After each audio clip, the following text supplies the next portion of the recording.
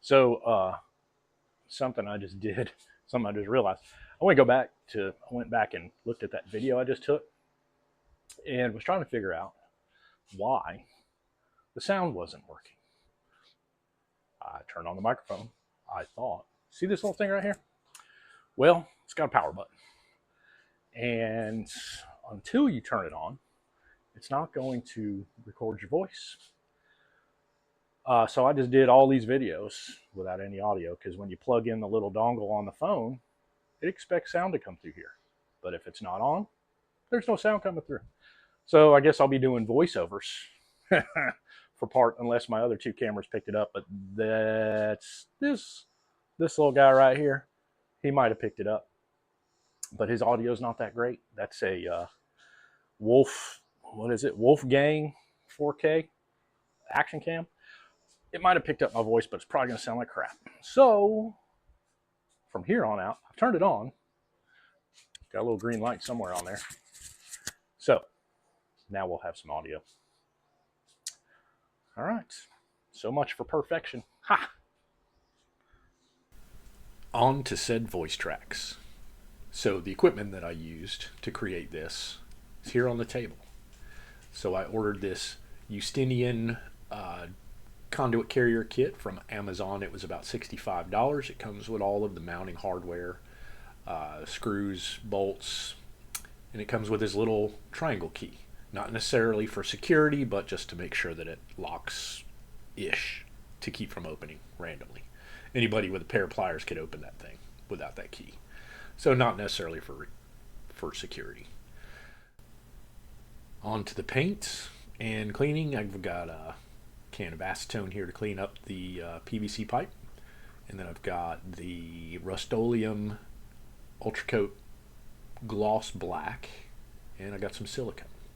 And the tools I used is just this drill and a screwdriver with a 1/4 inch, I think it's a 1/4 inch head, hex head on the end, measuring tape, marker, and here's the pipe. It's 10 or 10 foot long, 6 inch PVC pipe. Got it from Lowe's. Home Depot did not have them, and it was about $80. So I'm going to cut this down to probably 8 feet.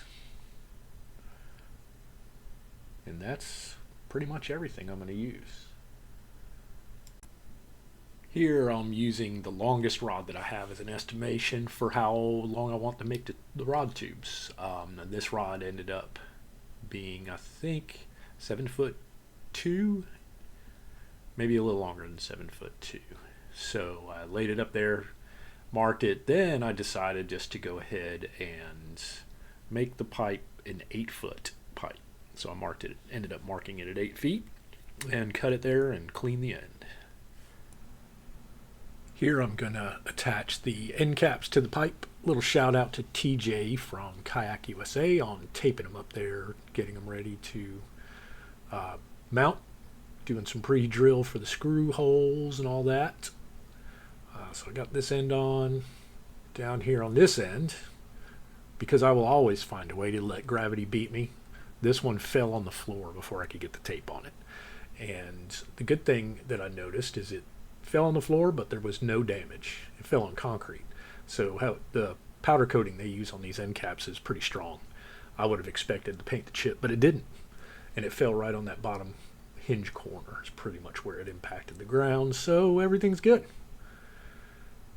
So the next thing I did after obviously taping these on was drilled out, did some pilot holes for the screws. Next thing I'm going to do is clean this pipe up with some acetone. I'm going to remove the end caps. All right, cleaned it. Look how clean that is. That's a clean piece of pipe. All right, we're going to go to paint. We're going to figure out a place to do it. I think I'm going to try right here. I got to get some trash bag or cardboard or something. I really don't want to paint black paint on my driveway.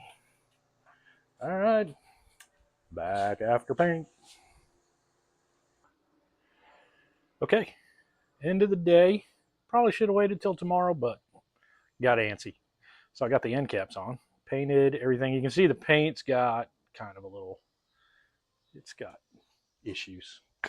It's not totally smooth and pristine. There's what, 3 or 4, there's 2 complete cans of the, well, almost 2 complete cans of the Rust-Oleum. Ended up being almost about 4 coats. Probably wouldn't have gotten a full coat out of what's left in there, but it's put together. All right. I'm probably going to do the kind of stipply paint job on it to help make it look a little better. But we got the end caps on, and trying not to let it fall off the end, but door open. I got it set on here so it won't rest on the paint. So it's just right on. I'm going to leave that the way it is because I'm about to pull it off. I've got it right on the end caps on the thing so it won't be sitting on the paint, and put the texture of this into the paint.